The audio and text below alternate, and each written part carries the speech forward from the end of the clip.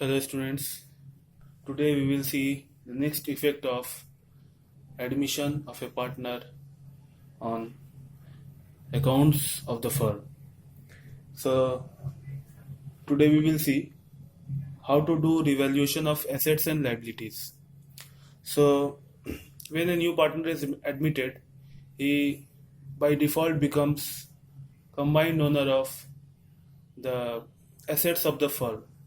So in that case, it is seen that revaluation is done to equalize the distribution of assets. Like A and B are doing business and they have been doing the business from 10 years. Now, suppose they had bought a land which cost at that time rupees 1 lakh. So we know that in accountancy all the entries are done on the basis of historical cost. That is also called historical cost concept. So in the books of accounts, so in balance sheet, the land will appear at rupees 1 lakh only, but the actual value of land is appreciated much more. So the value becomes now rupees 10 lakh. Now the new partner C who comes in automatically becomes owner of the land also, or part of that land also, the share for which he is getting in the firm. So there will be loss to A and B since the value of land has increased and C is giving only that much capital which was valued at rupees 1 lakh. So we revalue the assets and liabilities. So let's see what are the effects of assets and liabilities. So some journal entries you must remember based on which it is done. So let's see what will be journal entries for revaluation. So at first, when asset is increased, so let's see first entry which will be when asset is increased, since assets have debit balance, so of course if we debit it then only its value will increase. So assets will be debited to revaluation account will be credited. And here the value will be only the new value minus old value. That means only revalued figure. Suppose in the example I gave, 1 lakh was the older value and new value is 10 lakh, then here only 9 lakhs will be entered.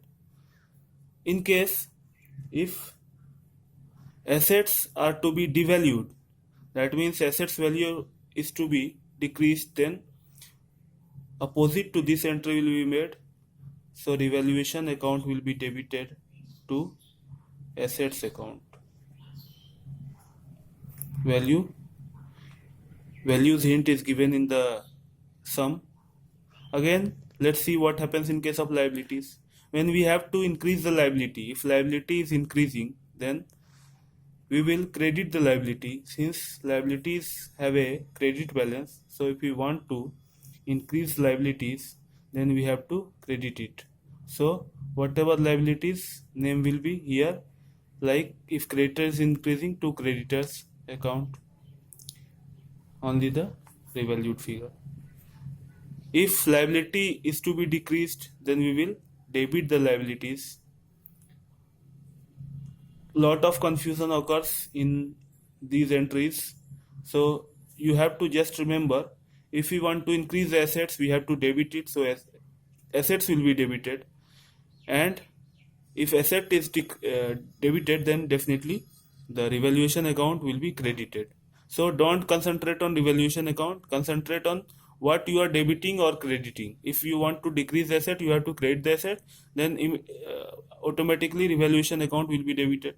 Again, if you want to increase the liability, then liabilities must be credited since it has permanent credit balance. So revaluation account will be debited. Again, if liabilities is to be decreased, then we have to debit the liabilities and credit the revaluation account. Now all the entries should be done in a ledger. If ledger is not supposed to be opened, not instructed in sum, then also you have to open this ledger. So it is just like a ledger. Format will be as ledger's format. If it is not given in the sum, then you can make it in T format, just a pro forma. Now suppose what we will do the entry, assets account debit to revaluation. So all the assets which were increased will be entered here. So some amount will be written here.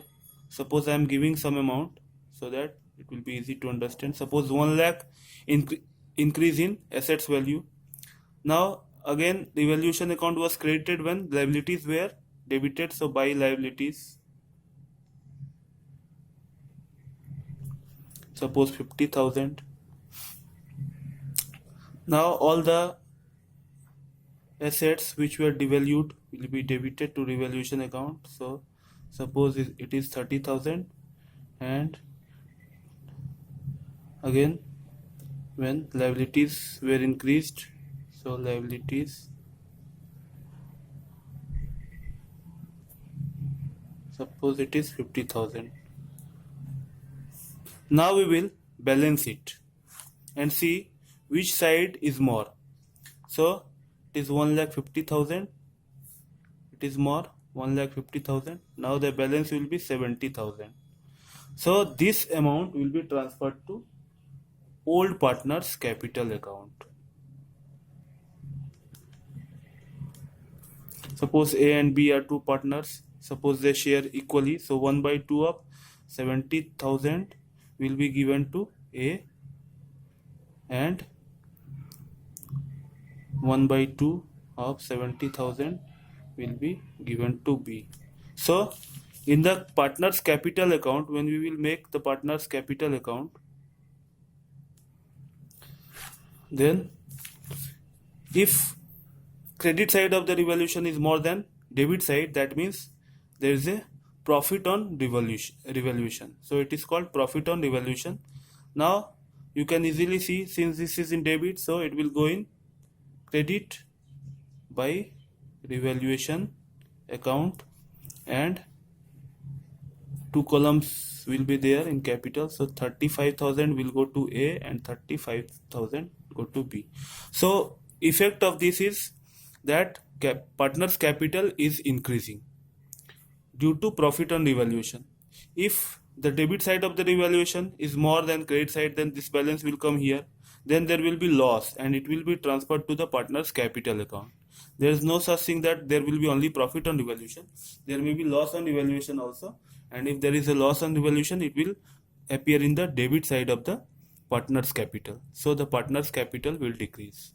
So this is the total mechanism of revaluation account. Another thing was in all these entries, when assets value was increased at by rupees 1 lakh, so it will be added to the balance sheet. Suppose the older value of asset was 9 lakh and 1 lakh was added, so the new balance sheet will show the increased value by 1 lakh. So now suppose 9 lakh was the balance and now 1 lakh, so 10 lakh assets will be 10 lakh. Whatever asset it is plant and machinery or building or land.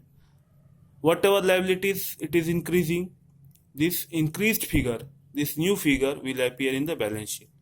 Another way was that these increase were not appearing in the balance sheet.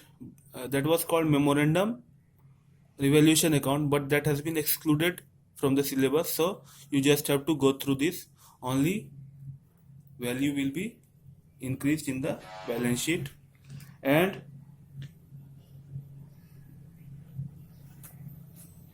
it will be distributed in old profit sharing ratio.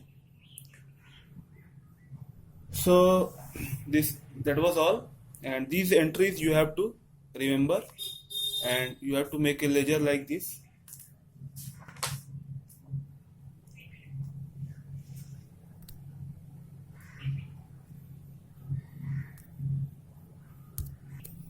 Thank you very much. Next I will show illustrations from this part. Thanks.